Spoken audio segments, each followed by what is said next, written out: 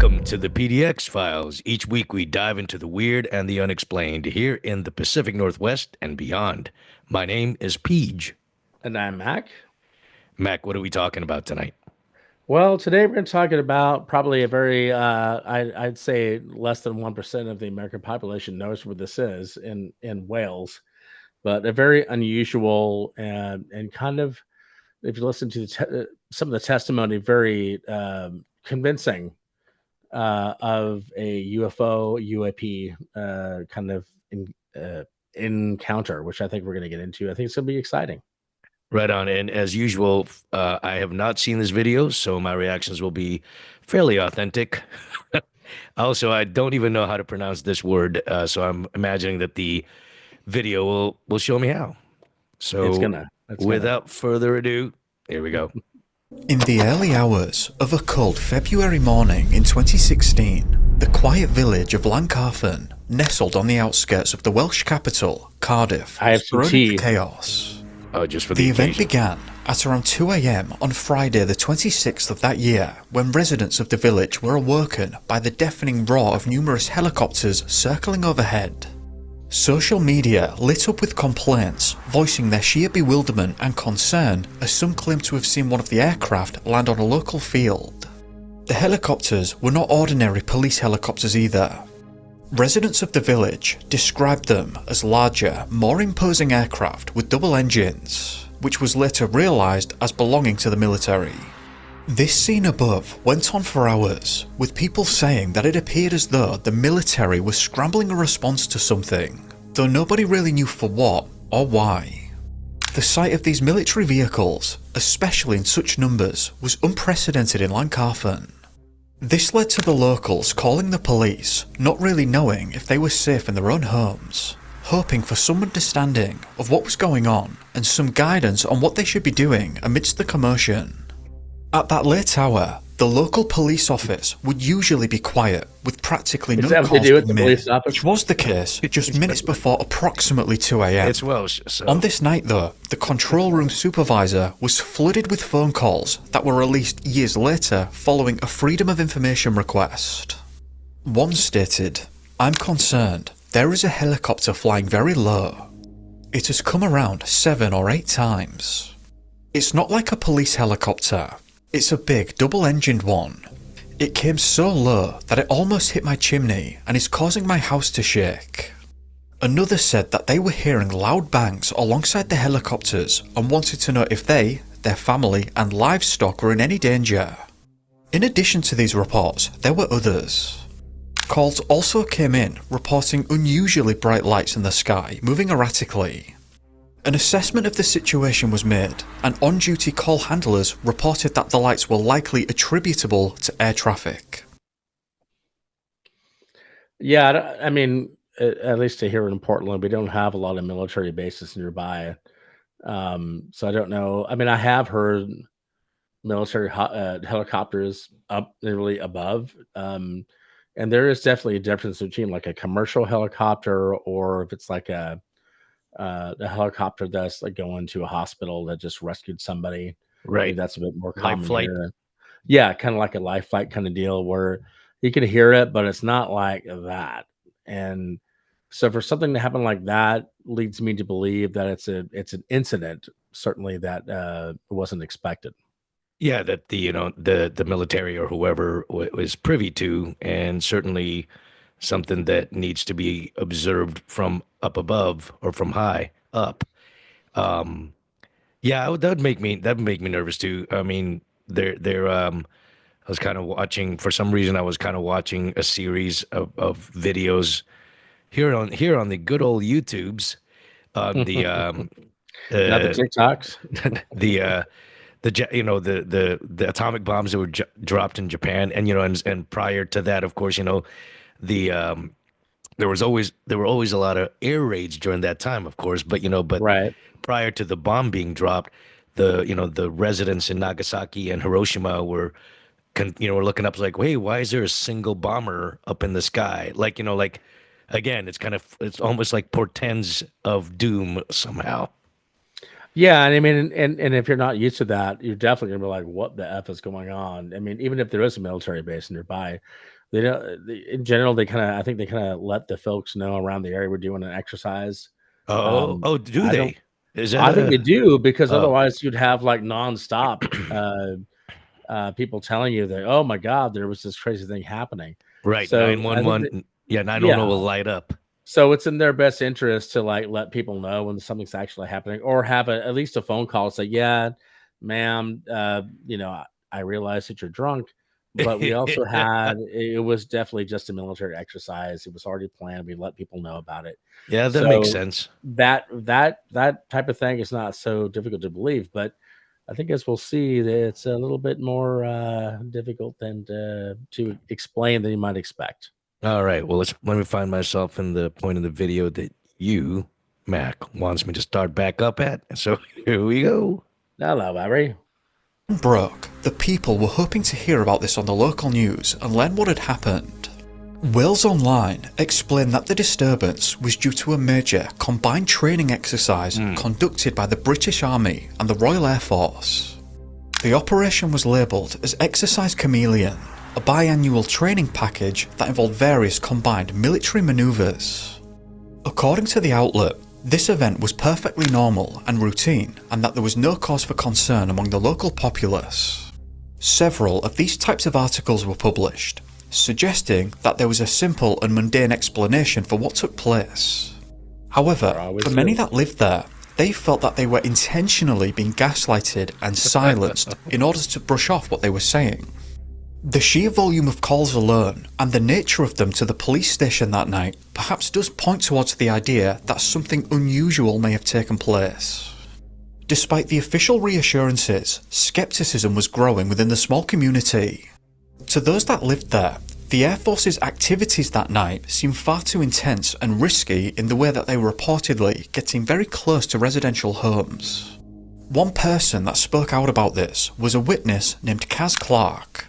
"I can categorically state that this was no exercise." Kaz was among those who experienced the events firsthand, and she immediately questioned the joint exercise explanation. She went on to say that there was something else among the military ordeal.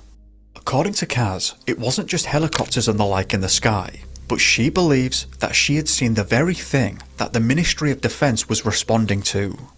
Kaz posted this to the Wales Online article, and for some reason her comment, along with others that were suggesting scepticism towards the explanation that was being offered to them, were removed.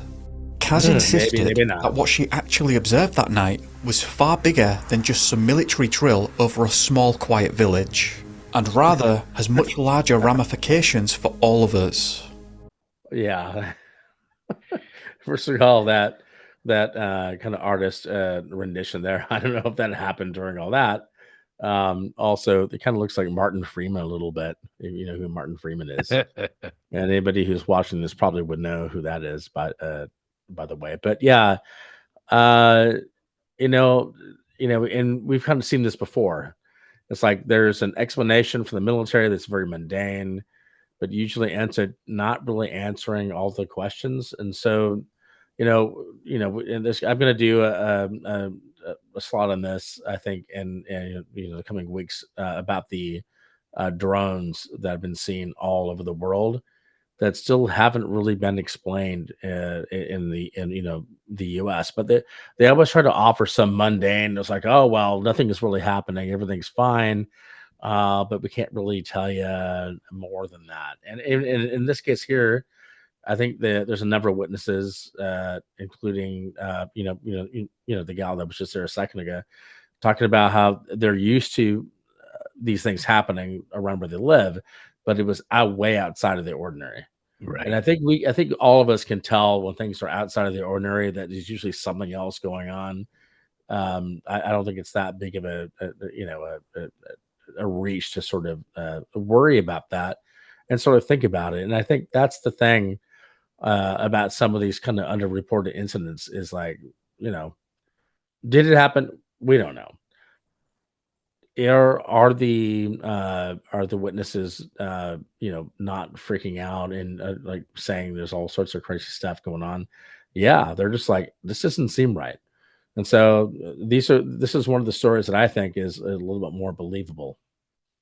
Yeah, I mean, and we've discussed it in previous videos Yeah. before how the Yeah. government either has to cover things up or just purposely covers things up, for obviously for obvious reasons, not the least of which is to um, prevent some sort of like mass hysteria, even though that's actually what's happening anyway, They right? started anyway, As people, exactly. exactly, as Yeah. people are like calling the cops or Yeah. whatnot. And I should state that actually, I think in the UK it's 999, right? Not 911, or is it They 199 or something like I that? don't want to give anybody any kind of bad information But from the Philippines. but yeah, I mean there's always going to be, or there appears to always be some sort of mundane, innocuous kind of explanation for something that to like the untrained sets of eyes may seem like something's up, right? Well, Um, and even for even for me, I was looking out. I just got back from a cruise, a Royal Caribbean cruise out in the middle of the Caribbean, and I was looking specifically in the sky for things. Unfortunately, a lot of the times, a lot of clouds and things were going on, but I could see why. I don't know what planet it was just a few days ago that that I saw out there, but it looked like a UFO. It looked like it could be because it was moving and it was the water. I was like, okay, that's a planet. I've got some common sense. But and if you were taking a photo of that, was like clearly that was not a UFO. But if I saw something that was moving around, and see, that's the thing that I yeah, don't see how I'm you so, can possibly like with any kind of common sense. A lot of idiots well, out there get it. And yes. I'm an idiot myself, but what I saw looked amazing. But I was like, yeah, that's a planet. Yeah, I mean, I think yeah, with every kind of I don't know, with murder investigations, you can't really trust eyewitness accounts, right? Fully, and I think, Right. Yeah. when you're in the moment, you're in awe or you're in shock. You don't really remember, can't really explain what you're seeing. I mean, the likelihood of you registering everything 100% accurate for later recollection is Yeah. unlikely, right? 100% unlikely. Yeah. Yeah. All right. Well, let's continue here. According to Kaz, both she and Dave knew that they were witnessing something special and completely See, out of this the is ordinary. different. This is They different. were around 200 yards away at the time, and this massive thing in the sky began to rotate on its axis. And at the apex, they said that a green sphere of light flew away at great speed, but then stopped and hovered in the sky away from the large object. Kaz said that she was speechless at the time, but with Dave later speculated and said, "It came in point first, and when it was fully there, it came down in a pendulum motion and lined up behind the trees. When it was in the upright position, it fired this green thing out the top. Like it had been fired out of a cannon, it was so fast, it skipped across the trees. I can't tell you what shape it was because it was too bright. It was brighter than the moonlight, like a green star, probably about the size of a small car. The E3 Sentry had been flying up by this time and was coming back down. I was standing on the gate with my leg hooked over the top, and I was staring through the bare trees to get a better look because this tetrahedron shape listed to the right hand side, still turning very slowly, anti-clockwise. It started to move backwards away from us. Kaz and Dave then thought it was about to land because it was getting fairly close to the field, but instead Kaz described that it ejected something else. This time she said that it was like a hand of lightning. The bolts were very thick and illuminated the sky, though she said that even so, she still couldn't see the very top of it because it was so massive. Some of these bolts were directed towards the ground beneath it, and more orbs, apparently around 20 of them, were ejected from the top of this thing. Kaz didn't see that herself, but Dave was absolutely certain and wondered what they might be, and said that they were essentially dancing around it. So there have been several UFOs reported to like sort of spit out light or it looks like lightning, and some has sort of been described as like molten metal, sort of spewing out of some of these things, and Right. they've actually been able to find some of that. So and even the shape of the UFO that they saw. I mean, there's been a lot of things similar to that, like bell shaped, kind of pyramid shaped, and sort of depends on where the person is and where they can see. Their vantage point. Exactly the vantage point of that. Yeah. So to me, there's nothing in here that doesn't really describe like probably many other descriptions, and I don't think it's something that you can just pass on um uh, just via the internet. I mean, it's like a lot of stories but like that happened before that in the 80s and the 70s and things like that, and people seeing very similar things. Right. So to me, this is another kind of descriptor of a certain type of a UAP, possibly, maybe not. But looking at it, I mean, it's very much similar to a lot of other descriptions of some of these UAPs. Yeah. It's definitely, worth listening to, like these people, Kaz and the other, I can't remember the guy's name, but I how, think it's Dave because or obviously yeah. they were, at a different spot in the area that most of the people who were making reports of, and but really could only see the helicopters, they were at a Right. different spot, so they had a better possibility of seeing what the helicopters were scrambling to address. Right. Um, for those of you watching this, well, for those of you listening on the podcast, definitely try to see if you can find. Click on that link in the description for the YouTube video, because first of all, the I know Mac, you were making fun of it earlier, but the illustrations are actually pretty damn good for this particular video, No, and the they are. I mean, I was only making fun of the one, but yeah. and Uh, right now it's kind of giving me a little bit of like, I don't know, like Stargate, with the flying the pyramids and pyramid. all that, yeah. Yeah, Yeah, but I Stargate the movie. mean, but there've been other UFOs that look similar to that. So they're doing a good job of kind of just sort of showing what that is.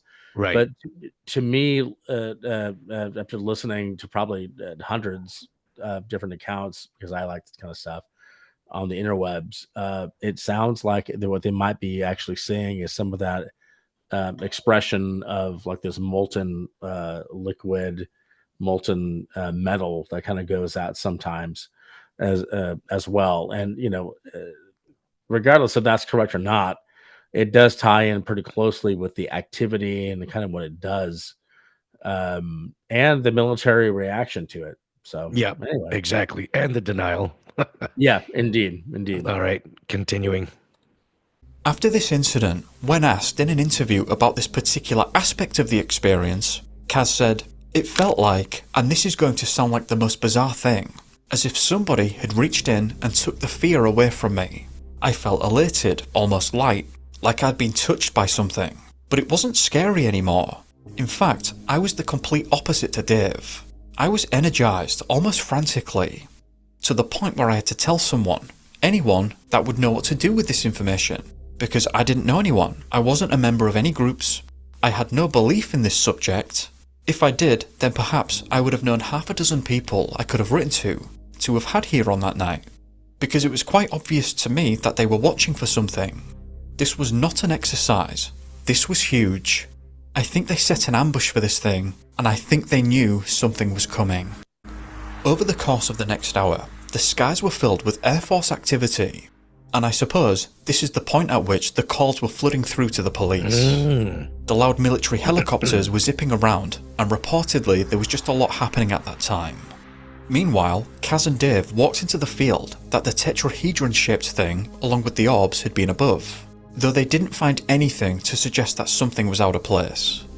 While walking back to Kaz's garden, they heard a loud explosion coming from the direction of Lantrison. Interestingly enough, this blast, whatever it was captured in seismological data from the British Geological Survey.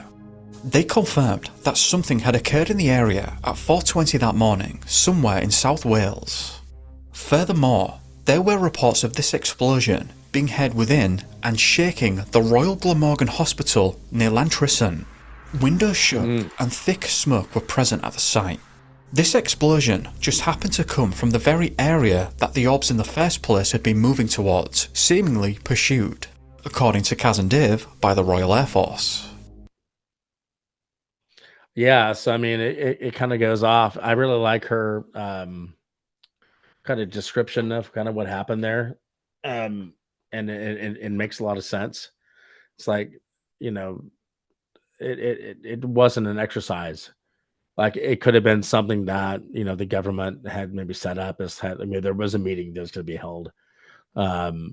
Or maybe they I remember the aliens, if there were any, decided to come down. It's like, hey, we're going to make our appearance right now. And then it was like interrupted by the government. It's so difficult to say. I mean, I don't know why you do that in the middle of Wales. Yeah.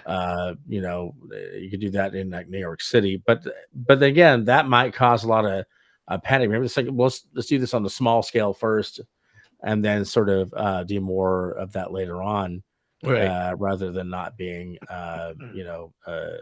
what's the movie I'm not thinking of right now? The day the Earth stood still. No, not that. The one with Jeff Goldblum. You know what I'm talking about. Independence Day. Yes, that. And it started with an I. So kind of having something like that, to really freak people out. But or maybe it was just a thing that was kind of a drone that was just sort of like overlooking the area and just doing this basic research. But there's really no way of knowing for sure. But it didn't seem to me like just anything like, bad on if there was an alien, a bad alien kind of doing anything. It's more as like the stupid human beings doing stupid things. Yeah, it could have been E.T. landed in the woods. But then he needs like Reese's Pieces and Pizza Hut. Well, he got left and behind Pepsi. They need all those things. I think that were in that movie. Like because a person in charge of taking branding. the roster of the ET of the aliens going into the ship did messed up and forgot ET. So, all right, let's continue here. Exactly. Over the years, people have tried to acquire more information about this through FOIA requests, but they've been met with Section 26 exemptions, which allows the Ministry of Defence to withhold information that may be deemed as a security risk. However, I'd also point out then in that case, them having an accident and setting off a blast too close to the hospital shouldn't fall within Section 26 exemptions. Unless the argument is that the failure was so stupid that they wouldn't want adversaries to know about it. Or, as Kaz, Dave and others in the area seem to believe, it was because of an engagement of some kind in the sky, and that itself was the security risk. A military presence had also been observed on the outskirts of Pentyrch, who when noticed by the locals, again said that they were there performing training exercises. To make matters somewhat strange though, Kaz and others said that people in plain clothes also began camping with them, and also in the fields not far from Kaz's home. This secondary group that arrived, again when questioned, told locals that they were a fracking survey team, but to other people had said that they worked for a cellular network. So it does appear that they weren't telling the truth there somewhere. Kaz didn't believe that they were a civilian group, as she, alongside others, said that they appeared to be incredibly regimented. For example, every tent was in a perfect straight line, their vehicles too. Kaz went on, "You can take the man out of the army, but you can't take the army out of the man." So in other words, she held the belief that this wasn't just some separate secondary group, but rather they were also with the military personnel, and may have been military personnel themselves. Another thing Kaz noticed was that these people had laptops in large metal briefcases, and they didn't want her to see what they were doing and turn them away from her upon her approach. I don't know if that aspect is too weird. Confidential information is a thing after all, and that could have been anything. Though contextually, with everything that had happened, I suppose I can see why she may have felt that was odd. On the field in which the tetrahedron-shaped object had been over, Kaz had witnessed men in white forensic suits, equipped with these laptops, performing what she speculated was some kind of search or analysis of the area.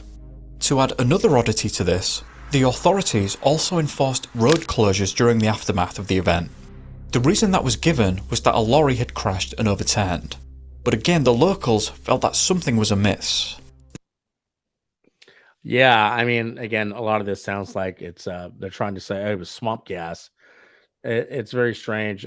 I'm not so sure about her analysis of um, the plainclothes folks, but it does kind of tie in. It's like you're going to have like your main military force and then others who are there just to camp out. And again, it kind of depends on how the campsites are laid out, or if there's any laying out of the campsites there, right? It is interesting that it was so clinical and kind of Mm-hmm. things that they were doing. The fact that they were, they made up the story about Fracking, well, there's fracking, and then there was like, what was the other thing? Fracking and cellular company. you said our company doing some research, and then there was a closure of the roadways because there was a flip over of a vehicle. I mean, that's pretty extreme to have all that going on. Again, in the illustration on the video right now, for those who might be listening just on the podcast, is it's 4 people in white, full on freaking hazmat suits with helmets. I mean, it's Hazmat suit, reminiscent of yeah, E.T. That film, them filmed by very Steven much so, Spielberg. very much so. Yeah, Yeah, but I mean, I guess if you sort of look at it, I mean, if there are a bunch of helicopters flying over where we live, and then there was a certain area close. Say, let's say it's Sovis Island, which is in. You should look it up if you're listening to that. Sovis Island is a little bit outside of Portland area, and they said that there was a few different explanations for why all these things were going on. It wouldn't make any sense in that area, and this seems like a strange area to have this kind of things happen because they weren't used to this. They're used to right. maybe seeing some stuff like as we are in the Portland, Oregon area, seeing things and hearing helicopters and whatnot, but not like this. So to me, it's a little more difficult to sort of just like, it's nothing. Dismiss. Just the government. Yeah, exactly. Yeah. All right. We'll continue here. It also seems that many of the locals did not buy the accidentally unannounced training exercise at 2 in the morning explanation. Kaz has been the most outspoken Oh shit. person on this incident. However, according to Kaz, when she came out about it initially, she had a number of journalists asking to talk to her about it so they could report on it. However, she said that these conversations were more like interrogations than anything else, which prompted her to just drop it, which she said that she did for 18 months before wanting to share more of the story from her perspective. After seeing the way Kaz was treated, some of the other people who believed they'd seen something out of the ordinary that night didn't want to speak out, as they didn't want people to think that they were nuts. There was another anonymous witness from the area that shared what they'd seen that night 9 days later on a follow-up article on Wales Online. This person basically said that they'd seen a triangular shape in the sky alongside bright red lights. Though outside of that comment, I don't believe this person ever spoke about it publicly again. Kaz herself passed 3 separate polygraph tests while attesting to the incident. She certainly fully believes that she'd seen what she'd seen. In closing, she said, "I believe that we've got a right to know what's going on. I mean, the military are pursuing and taking these things down. We're not even supposed to know they exist. I mean, what have they done? Because in my opinion, these things were not hostile. We'd be naive and foolish to believe all life forms are benign, but we're tarring them all with the same brush. So what does that make us? And the people should be told. We should have a right to vote on this and not to have this information exempted from the public view when they were innocent, and we engaged them and took them down anyway." I mean, that goes into her kind of final statement there goes into all sorts of different areas, certainly in American politics and I think abroad as well. But um, yeah, I mean, the fact that she passed 3 polygraphs based on the questioning is pretty impressive. I mean, if that's true, again, we're watching a video on YouTube.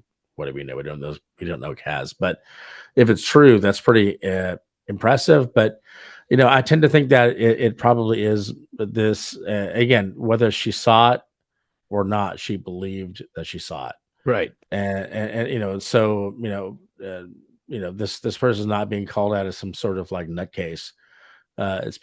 She's being called out as like a respectable and believable witness to something that, and including her husband. And it's obviously that they weren't looking for any of this kind of, and it's not even a fame thing. This is in a very obscure case I've never even heard of before. I had to search for this a little bit. So Yeah, I definitely have not heard of this before. I mean, and you know, when it comes to Kaz, I think it was mentioned earlier in the video how she was not even, I got the impression that she was not even interested in UFOs. She was not even, Absolutely. this was Yep. not even like her field of interest at all. Yep. And, you know, for her to have a firsthand, you know, allegedly to have a firsthand experience, witnessing what she, you know, purports to have witnessed, coming from that angle makes her, you know, statements and kind of her what she's professing even more credible in my eyes. 100%. And again, it's very detailed in its description, and there was more than one witness. And you know, just the fact that this person's not out there to like just, I don't think they've got a website going on. And again, we would have known about it. I would have searched for Right, this, would have found out, oh, this gal's making. But even if they are, I mean, I don't necessarily have any problem with that. I mean, she said that in there she had to tell somebody. She felt like she had to tell somebody about this, what just happened, right. and she didn't know anybody at the time. Well, the way Uh, she was describing it was that I think she like you know, whatever, she was impacted, she felt she was impacted by it in such a way that she wasn't even afraid. She felt elated that she wanted to express this to somebody else. I mean, you know, her husband was there, but maybe somebody other than themselves, yeah, and be able to, I don't know, maybe it was I wonder if she felt like she was, you know, maybe selected as a messenger, you know, or maybe felt yeah. like she was selected as a messenger. Well, and I think that it's been kind of shown in some of the episodes that we've done that, you know, certain people may see more things than others, and Right, it might just be kind of how they're wired, not necessarily because an event happened. It's more like they're more receptive to it, and you know, I wish that I was. I wish that I could have been seen something like that. Or again, I've said I haven't yet. I'd love to have done, but haven't seen anything remotely close to that. But you know, maybe we'll save that for another episode. well, she's no Kenneth Arnold, but you know, it's still a very a very compelling tale, and apparently it's pronounced Pentyrch. Pentyrch, yeah, I think we Pentyrch. heard him say, So yeah. Mhm. all right. Well, if you enjoy this content, folks, please give it a like and share it across your socials to help get the word out about our show. If you hadn't already done so, please subscribe. And on YouTube, hit that notification bell to make sure you don't miss out on future episodes. Thanks for tuning in. We'll see you next time. Thank you.